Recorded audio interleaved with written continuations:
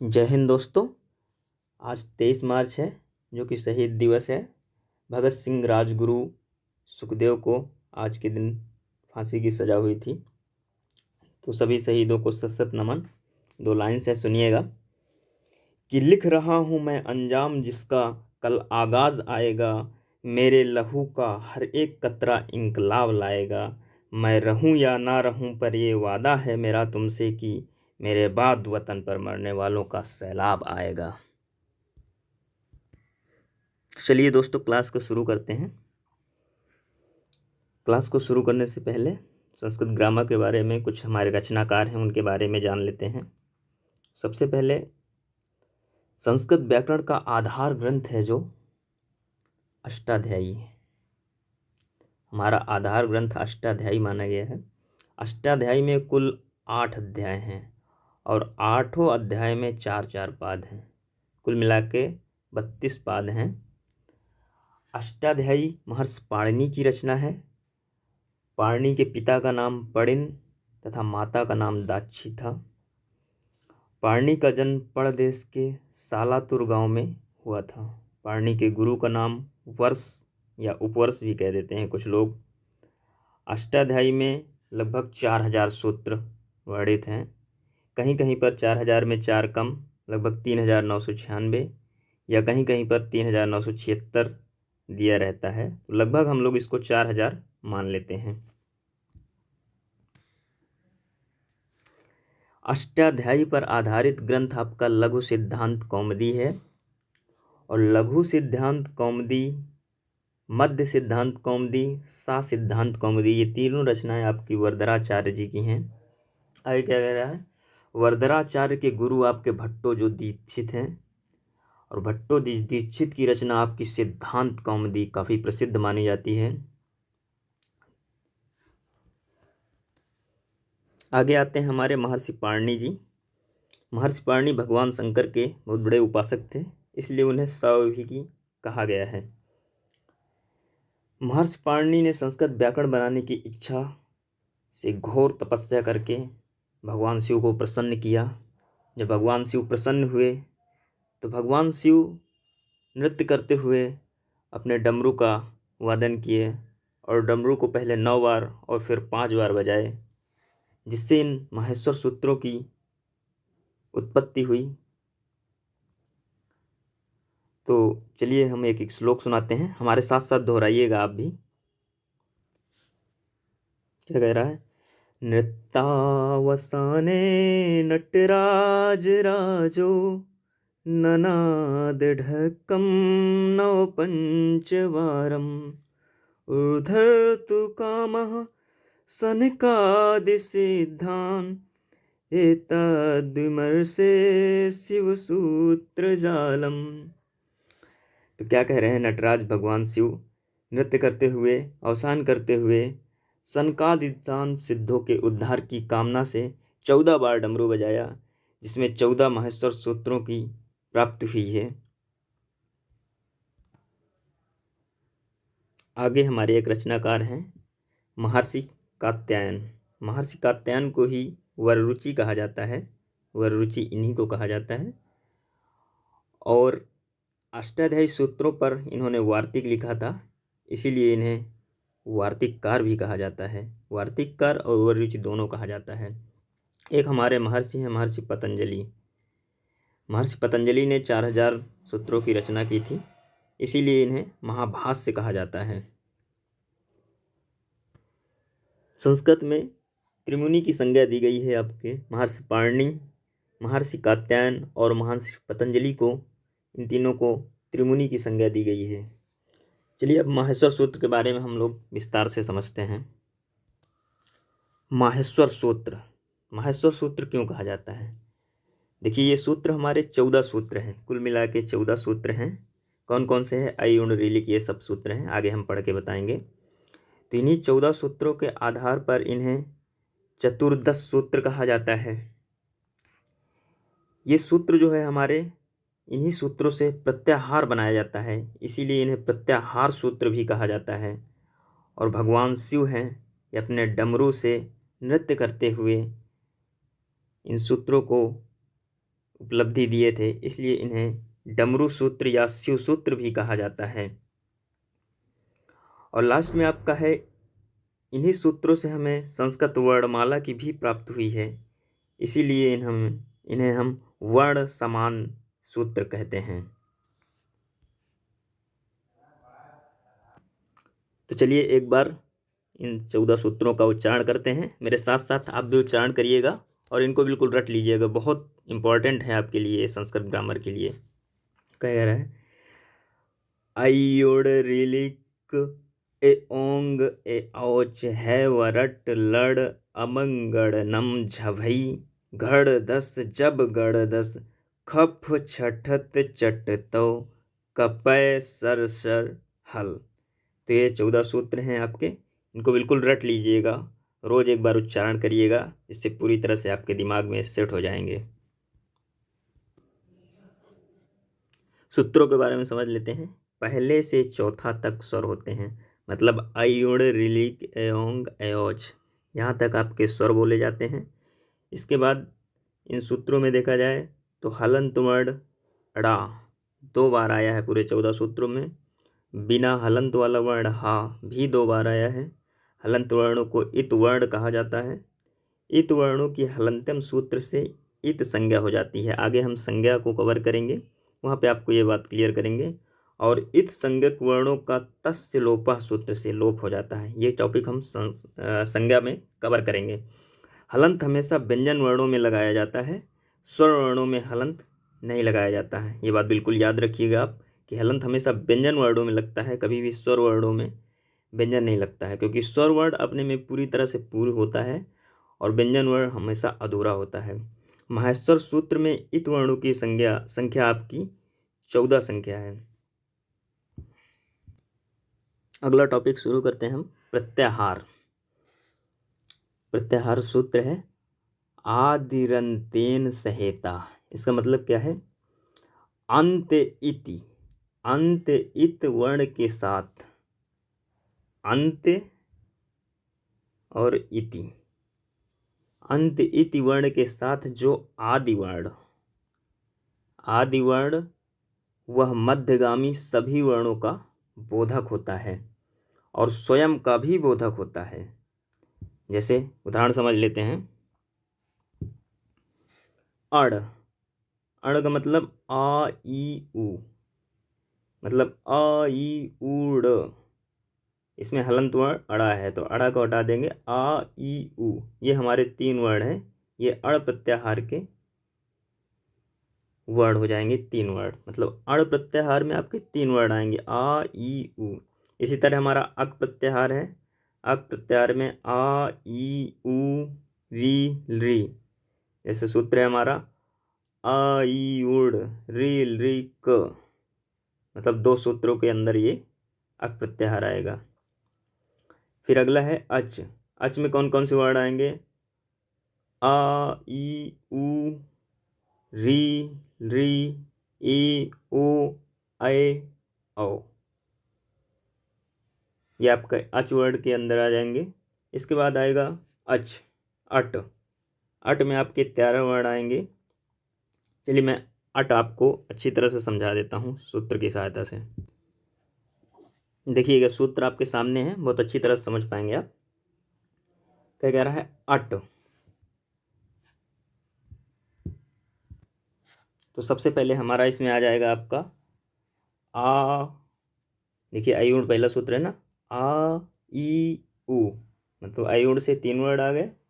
इसके बाद आपका आएगा री री, का में हलंत है तो हलंत को छोड़ देंगे। इसके बाद आएगा ए ओ, फिर आएगा ए ऐ औ, और फिर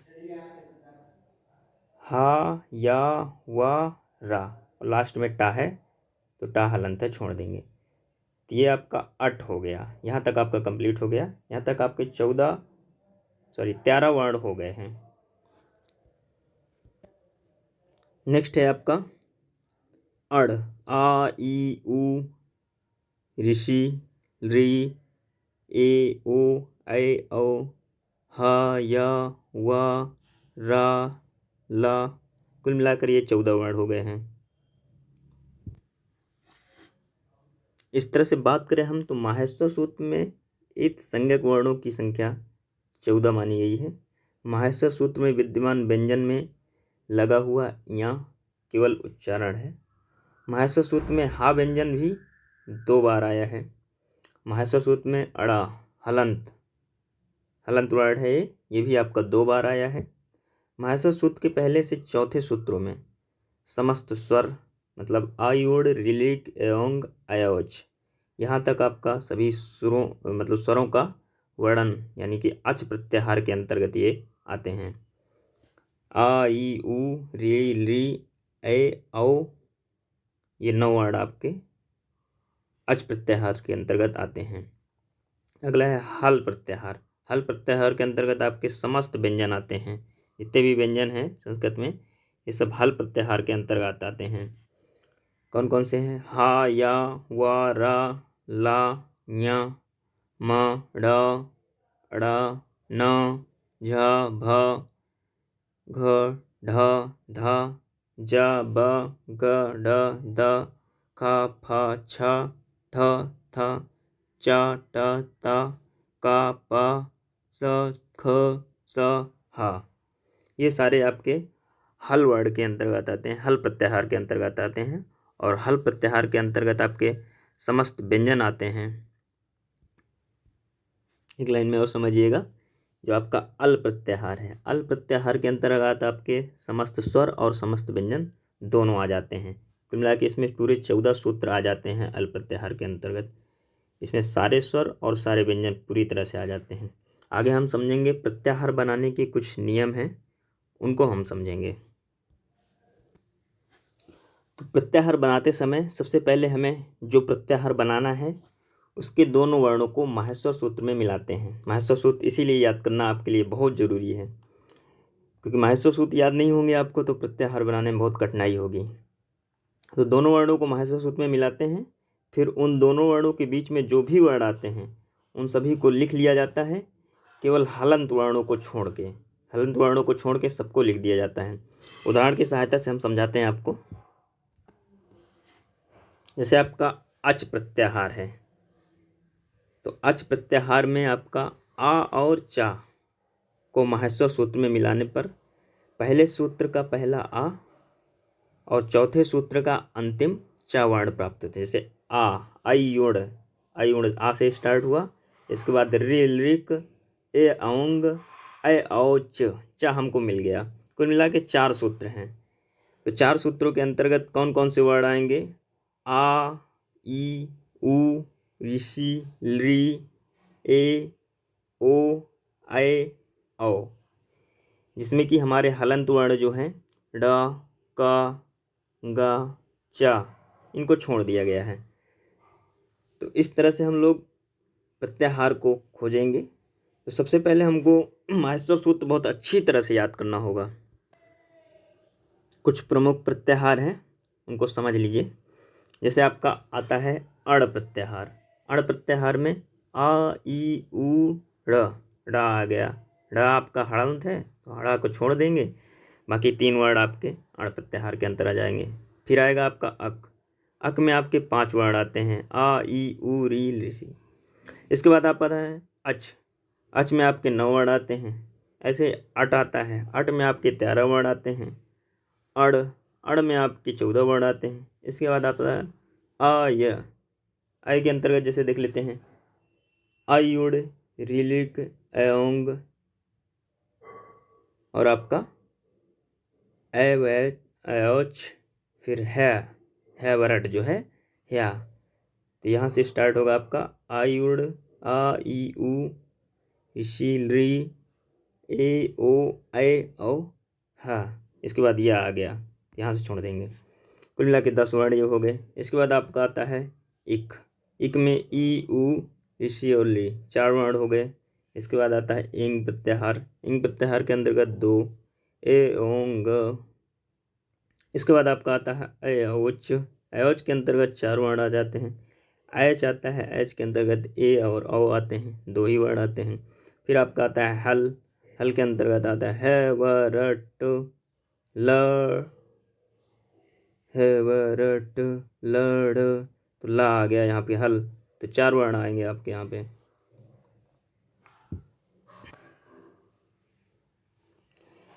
इसके बाद आपका आता है एच। एच में ए और औ हो जाएगा, 2 वर्ण आएंगे। इसके बाद हल। हल में है या वारा हो ही गया। इसके बाद झल प्रत्याहार। झल प्रत्याहार में आपके 24 वर्ण आते हैं। फिर झस प्रत्याहार आता है, इसमें आपके 10 वर्ण आते हैं। फिर आपका आता है जस, ज ब गड़ दस। लास्ट का सा हलंत है, इसलिए इसको हटा देंगे और 5 वर्ण आपके हो जाएंगे। फिर आता है खट, ख फ छ ठ थ च ट त व। खट च ट टा तक आएगा तो आपके 6 वर्ण आ जाएंगे। फिर है आपका चर, च ट त व। क प य स र स र, र वर्ण आ गया। तो इस तरह से यहाँ पे 8 वर्ण आ जाएंगे। अब इसके बाद आपका आ गया यण। यण प्रत्याहार के अंतर्गत आपका 4 वर्ण आ जाएंगे।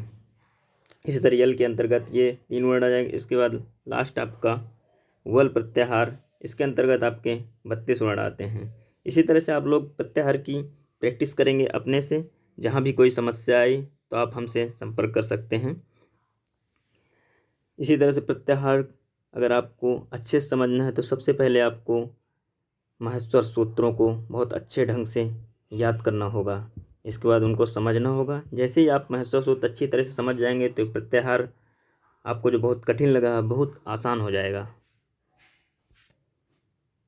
अगला टॉपिक है हमारा स्वर।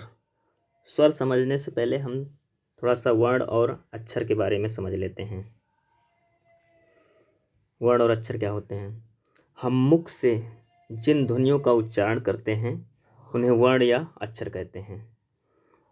नाक्षरति इति अक्षरः, नाक्षरति इति अक्षरः। इसका मतलब क्या है?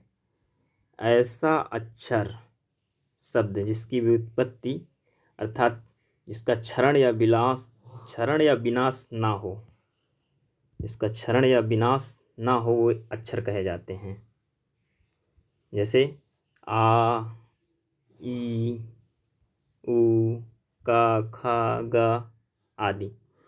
परंतु सामान्यतः वर्ण या अक्षर देखे जाएं तो एक दूसरे के समानार्थी कहे जाते हैं।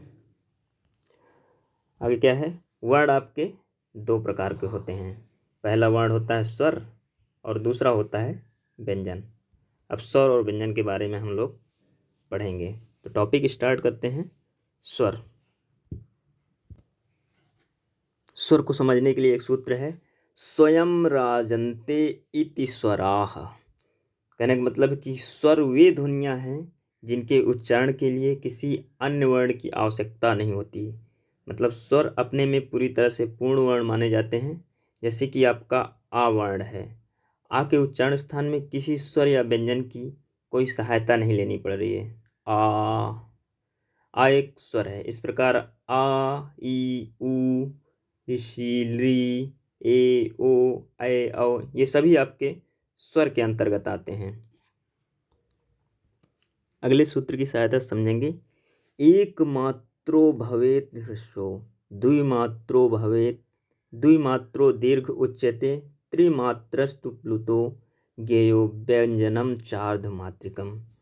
इसका क्या मतलब है?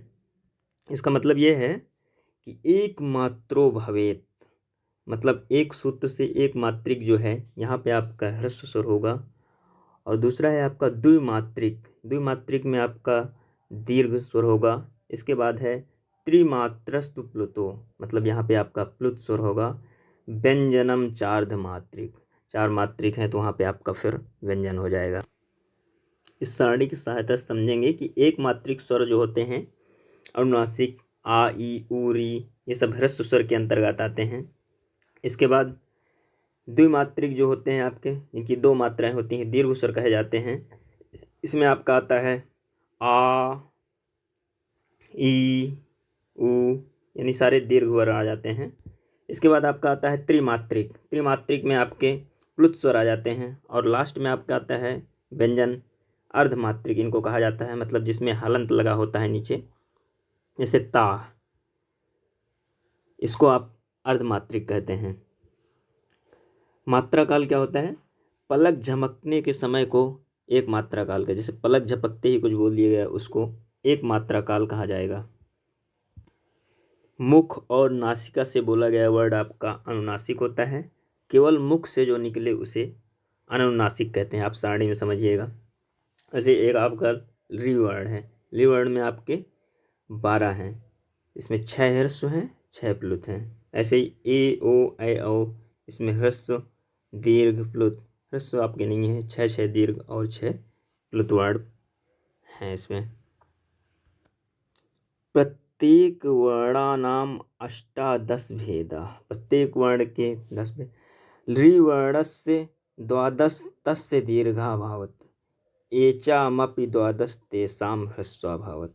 मतलब कहने का है री और ऋषि ये दोनों वर्ण परस्पर सवर्णी होते हैं, अतः सवर्णी होने की दशा में दोनों के 30-30 भेद हो जाते हैं। री के 12 और आपके ऋषि के 18, ये 30 वर्ण हो गए। इसी तरह सवर्ण होने की दशा में 18 ऋषि के और री के 12, इस तरह से ये 30 वर्ण दोनों के 30-30 होते हैं।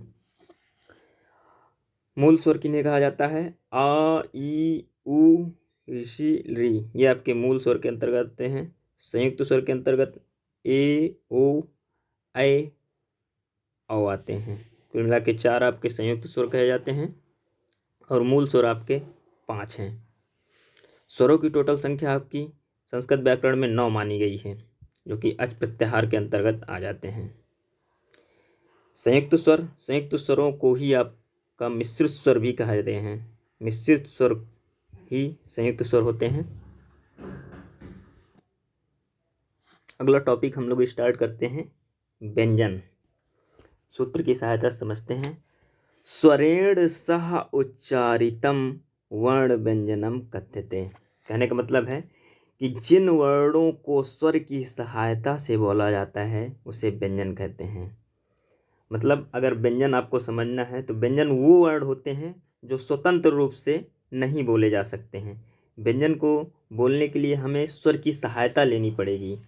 जैसे आपका का वर्ण है तो का आपका अधूरा का प्लस आ, मतलब का आपका आधा है, का प्लस आ, तब जाके आपका का वर्ण पूरी तरह से बनेगा।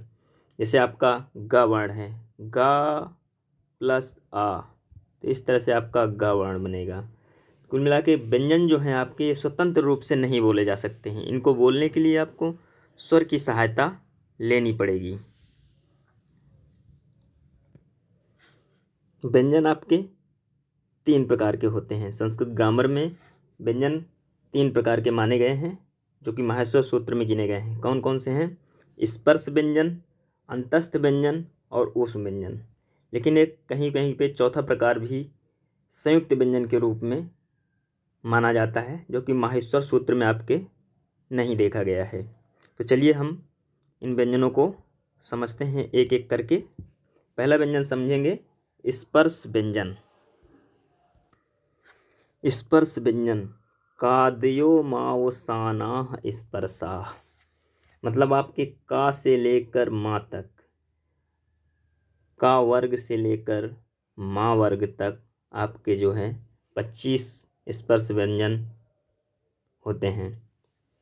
जैसे क्या है कि का वर्ग के अंतर्गत आ जाएंगे आपके का खा गा घा अंगा, इसको बोला गया है कु।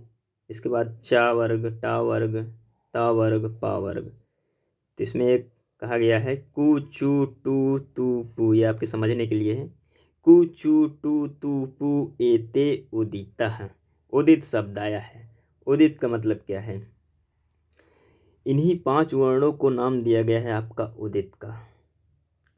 उदित क्या है? एक लघु नाम दे दिया गया है। इन्हीं 5 वर्गों के पूरे नाम को एक लघु नाम दिया गया है, जिसको उदित कहा गया है। उदित क्यों कहा गया है? क्योंकि हर वर्ड के अंतर्गत आता है कु, उ वर्ण आ रहा है ना, चू उ वर्ण इसमें भी आ रहा है, टू इसमें भी उ वर्ण आ रहा है, इसके बाद तू में भी उ आ रहा है, पू में भी उ आ रहा है। तो इस तरह से इसमें आपकी उ की इत संज्ञा हो गई है। संस्कृत में उ की इत संज्ञा हो गई है। जहाँ भी इत संज्ञा हो गई, अतः इसको उदित नाम दिया गया है। इसीलिए इन्हें उदित वर्ण भी कहा जाता है। कहने का मतलब क्या है, जिन वर्णों का उच्चारण करते समय आपकी जिह्वा मुख के अंगों को स्पर्श करती है, मुख के जितने भी अंगों को स्पर्श करती है वहाँ पे आपका स्पर्श व्यंजन हो जाता है। कु चू टू तू पू एते उदिता, अर्थात का वर्ग, चा वर्ग, टा वर्ग, ता वर्ग और पा वर्ग में 5-5 वर्ण हैं तथा कुल 5 वर्ग हैं और प्रत्येक वर्ग में 5 वर्ण हैं, अतः इन्हें वर्गीय व्यंजन भी कहा जाता है। अंत में उ होने की वजह से इन्हें उदित व्यंजन कहा गया है। अगला आपका है अंतस्थ व्यंजन। यणो अंतस्थाः, मतलब जिन वर्णों का उच्चारण करते समय जिह्वा मुख के आंतरिक अंगों को स्पर्श करती है या अंगों के आंतरिक भाग को स्पर्श करती है उसे अंतस्थ व्यंजन कहा गया है। इनकी संख्या 4 होती है। कौन कौन से होते हैं? या व र ला, ये यण प्रत्याहार के अंतर्गत या व र ला 4 वर्ण आते हैं। इन्हीं अंतस्थ व्यंजनों को अर्ध व्यंजन भी कहा गया है। अगला है आपका ऊष्म व्यंजन। ऊष्म व्यंजन का सूत्र सल ऊष्माणः, मतलब जिन वर्णों का उच्चारण करते समय मुख के अंदर से वायु बाहर निकलती है उसे ऊष्म व्यंजन कहते हैं। इनकी संख्या भी आपकी 4 होती है। श ख स ह, मतलब ये आपके सल प्रत्याहार के अंतर्गत आते हैं। इसके अलावा व्यंजन का एक और प्रकार भी है, हम उसको भी समझ लेते हैं। इसे मिश्रित या संयुक्त व्यंजन कहा गया है। मिश्रित या संयुक्त व्यंजन, जब 2 व्यंजनों के मेल से किसी तीसरे व्यंजन का निर्माण होता है तो उसे संयुक्त व्यंजन कहते हैं। इनकी संख्या आपकी 3 है। 3 + 1 संयुक्त व्यंजन, 3 + 1 4। जैसे क + ख + आ, या इसे कह देंगे क + ख। जैसे 6 वर्ड का निर्माण हुआ है। जैसे अगला देख लीजिए, ता + रा + आ या ता + रा, मतलब त्रा का निर्माण हुआ है। तो छा, त्र, ज्ञा और स्रा, ये आपके मिश्रित या संयुक्त व्यंजन कहा गया है इनको। एक आपके द्विगुण व्यंजन होते हैं, ड और ढ, ये आपके द्विगुण व्यंजन के अंतर्गत आते हैं। कहीं कहीं पे ये भी पूछ लेता है। तो आज की क्लास को दोस्तों यहीं पे समाप्त करते हैं। आप हमारे चैनल से जुड़ जाइए। जिन भाइयों ने अभी चैनल को सब्सक्राइब नहीं किया है, सब्सक्राइब करके नोटिफिकेशन को ऑन कर लीजिए। धन्यवाद।